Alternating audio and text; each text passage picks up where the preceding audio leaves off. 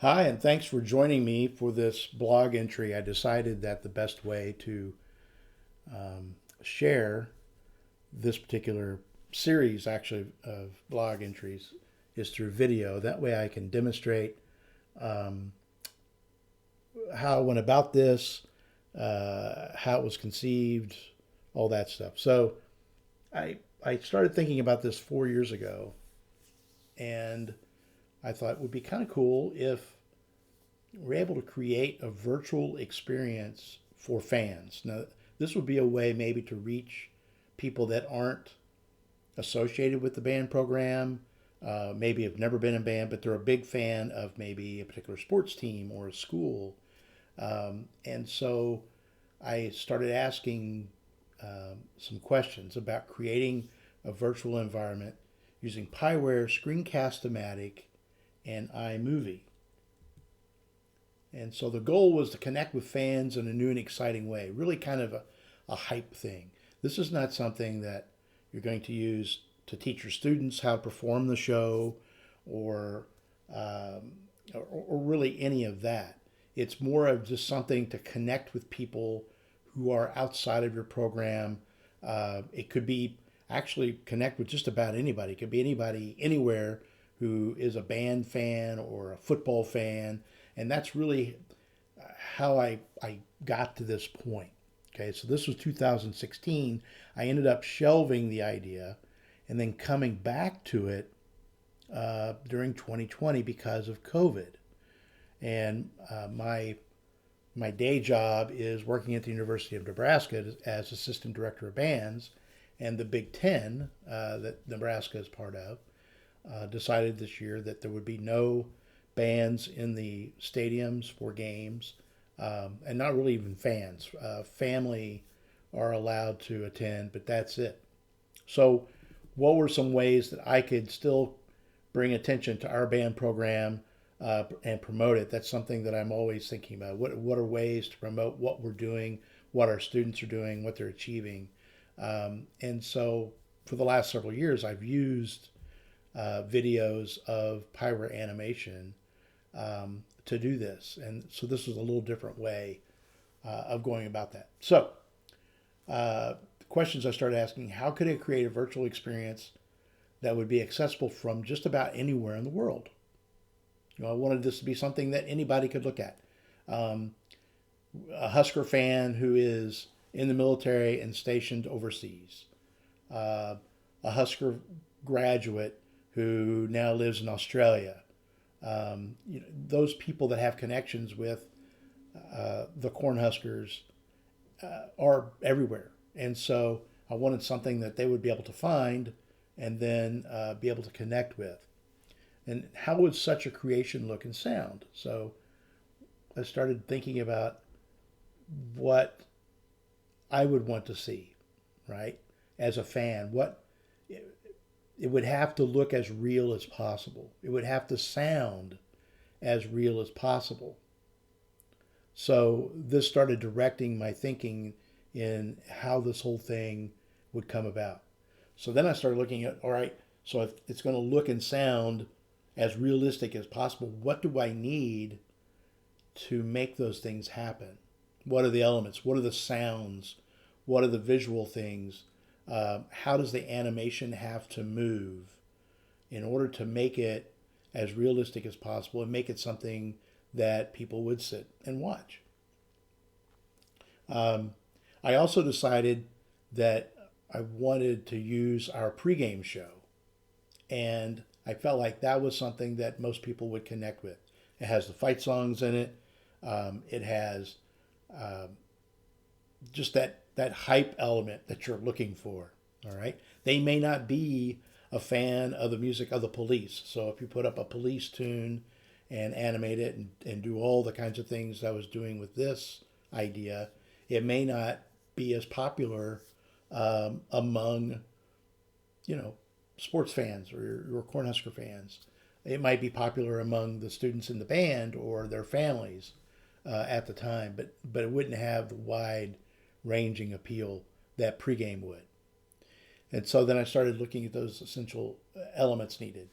I would need a sound file that was from a pregame performance.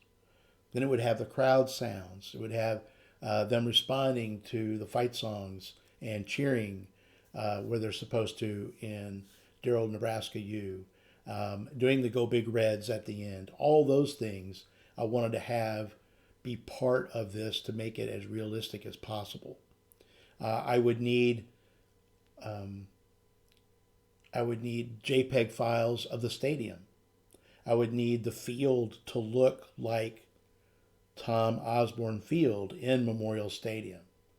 I would need the exterior of the stadium, JPEG.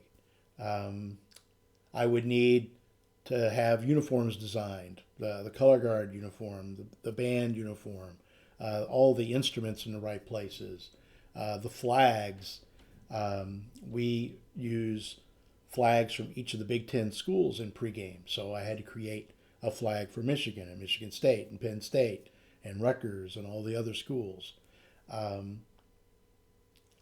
These were the things I started thinking about that I would need to do. I also wanted to include the cheer squad.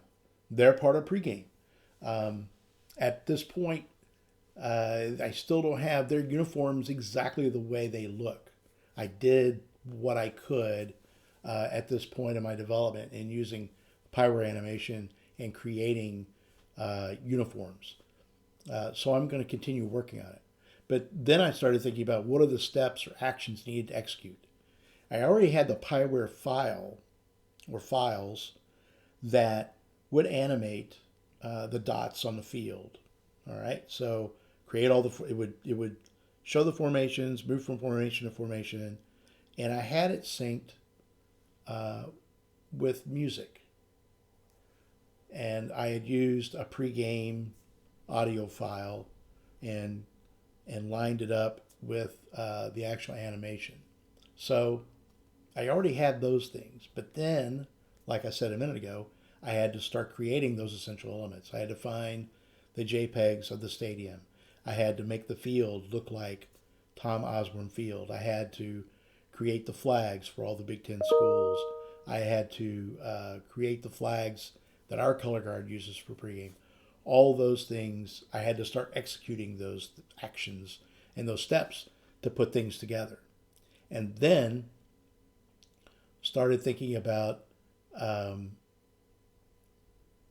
the different questions and answering those different questions. So we look at the first one.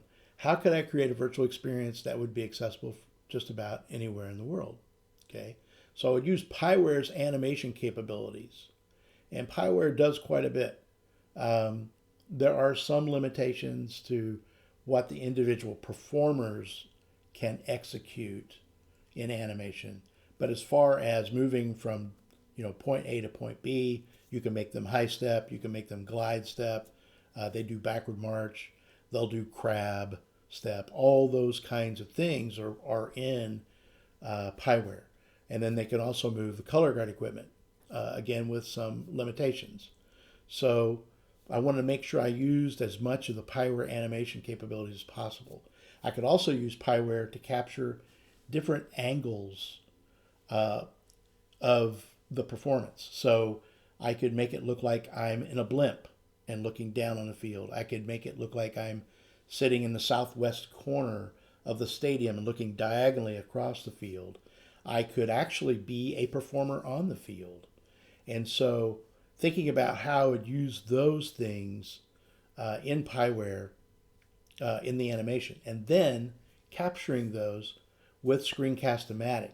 It's a screencast or a screen cap program where you can create a movie as the Pyware file is animating. So you drop the Screencast-O-Matic over top of that window and you animate. And so I knew that was going to be the way to do that. I could also capture the sound from the video directly through the computer. So it wasn't sound coming from a speaker and then being recorded on a microphone. It's direct, so the quality is much better. Then I would take those Screencast-O-Matic videos, bring them into iMovie, and then edit together one portion of pregame. So maybe it's the March On and Nebraska fanfares and dear old Nebraska U. That would be segment one.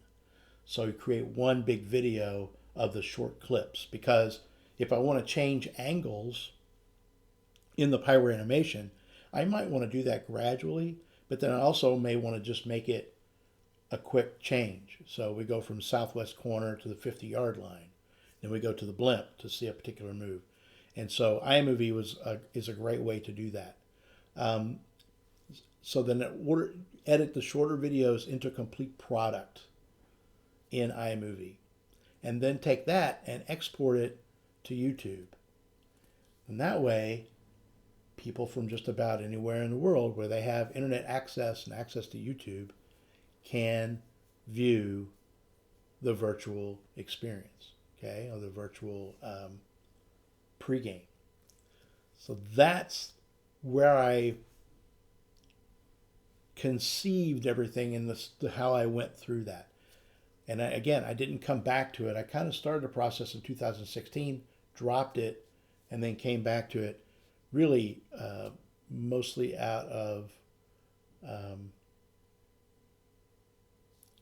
the situation we're in with COVID in 2020. So this is part one. Be looking for, I think it's going to be 2 or 3 parts to walk all the way through this process. Thanks. Let me know what you think. Leave comments.